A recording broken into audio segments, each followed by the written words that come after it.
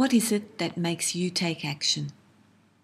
Not just think about it, but actually doing something about it.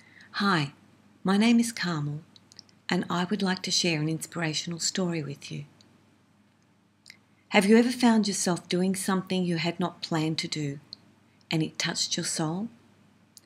In 2010, while on a trip to India with friends, it happened to me. It was on our trip to visit the Mysore Palace and the sandalwood factory. Our driver asked us if we wanted to visit the Sri Rangapatang orphanage. We agreed and thought it would be a wonderful experience. He then proceeded to share the story of how it came about.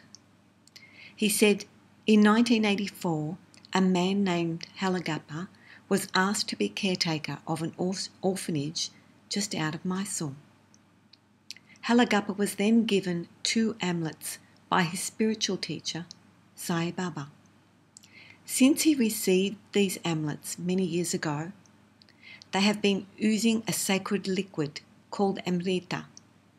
It's a honey-like jasmine nectar. People travel to the orphanage to experience this miracle and to donate money to assist the self-funded orphanage. I was intrigued and wanted to go even more. On our arrival, we were guided into a small shrine. Yes, we did experience the miracle of the amulets. The amrita oozing from the medallions that are smaller than a thumbnail. After some time, we went out to mingle with the children. We spoke with the older ones and played with the little ones. What happened next, I was not expecting. I felt my heart grow. It's like it went way beyond my body. I shed a tear and quickly covered it up, as I did not want the children to see me cry. I returned home and shared the story with my husband. He felt my energy expand as I spoke. He was intrigued and captivated. 2 years later, we returned to India. Before we left, we shared with friends that we were going to the orphanage and that we were going to gift each child with an Aussie t-shirt. They wanted to contribute. Not really knowing how many children were at the orphanage or their sizes, we went with our intuition, so we purchased 60 t-shirts of different colours and sizes. Now here's the thing. When we confidently take action on something that we want to achieve, Providence steps in. We arrived at the orphanage. The first comment from my husband was, "But they are so happy." I was silent for a while, looking around. Yes, visually there was not a lot to be happy about. Then I chose to look deeper and see with my heart eyes rather than my mind eyes. And this is what I noticed. The children had a profound peace in their eyes. They displayed a deep appreciation. They had a presence not common to many, and they were so playful and creative.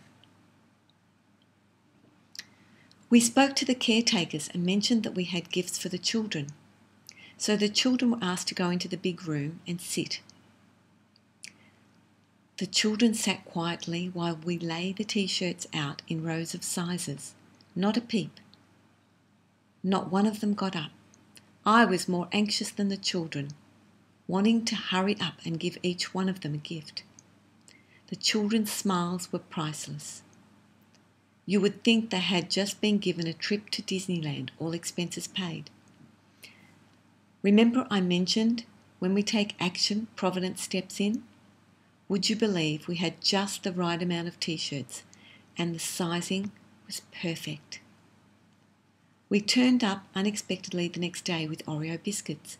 Again, the children stood in line patiently awaiting their treat, their eyes sparkling with excitement as Halagappa lovingly handed them 2 biscuits each. They savoured each bite. licking out the sweet, creamy centres, then enjoying the rich chocolate biscuits sandwiching the cream. There was a simple and yet profound lesson for us.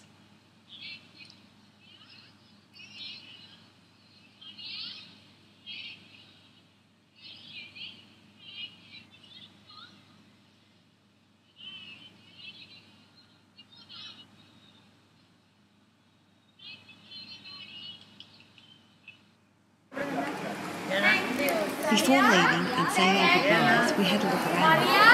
We noticed the building was showing telltale signs of neglect due to priorities and insufficient funds. We left the orphanage with a burning desire. You see, for us, it's not the money alone that stirs us up to want to do more. For us, it's what stirs our heart enough to get out of our comfort zone, to go beyond the norm that was getting us thinking and asking.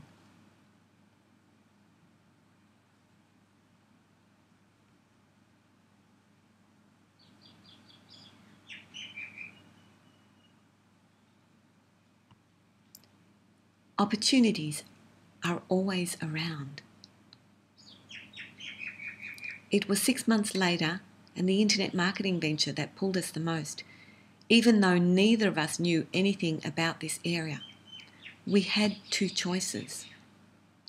This isn't our area of expertise and look elsewhere.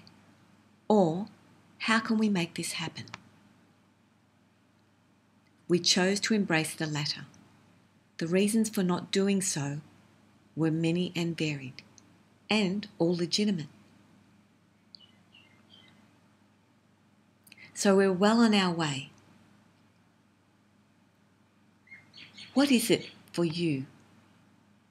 What is it that you do, are a part of, or would like to be, that stirs you up enough to want more? To be willing to step out and do something a little differently.